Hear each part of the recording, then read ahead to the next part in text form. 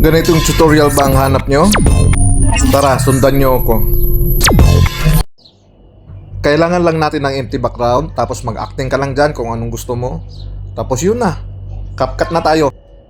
Halimbawa, nailagay na sa CapCut yung draft video na kailangan i-edit. I-scroll lang tayo, i-highlight yung video clip at i-split. Yung sa kaliwa, empty background.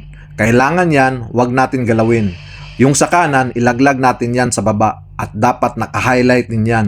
Hanapin ang overlay. Tapos ilong press at i-drag pa kaliwa sagad sa pinakauna. Tapos yung sa taas, pindutin natin at hanapin ang freeze. Tapos i-highlight at pindutin sa kanan at i-drag pa kanan para humaba, ipantay natin sa baba na video clip. At pindutin ang sa baba na video clip, hanapin ang duplicate. At balikan ang kaliwang video clip na pinagduplikitan at pindutin ang remove BG. Tanggalan ng background yan. Auto removal na para mas madali. Kung di kayo naka-pro, i-manual nyo na pagkulay. At antayin na lang mag-green ang check na nasa loob ng bilog.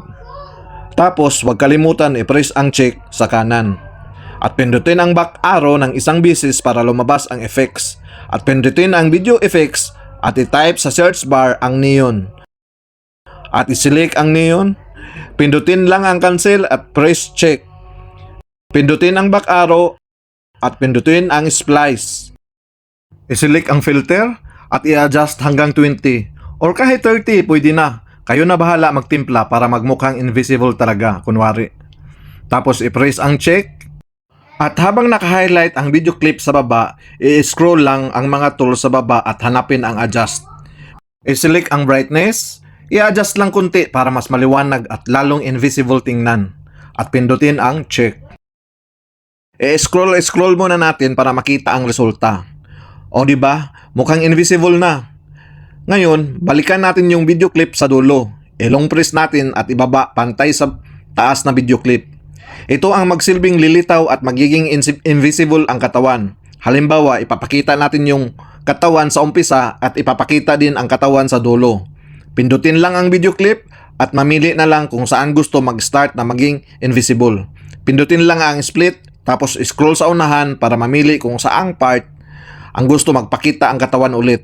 Split lang kung halimbawa dyan ang gusto magpakita. Tapos yung sa gitna na video clip, i-delete na. Ngayon, subukan natin i-play mula umpisa. O diba okay na? Kayo na bahala maglagay ng mga sound effects or kung ano-anong effects para gumanda lalo ang video tricks na ganito. Pwede nyo lagyan ng masking. Paki-follow and share na lang para lumaki din ang bahay ko. Pwede na to i-export pang reels mamaya.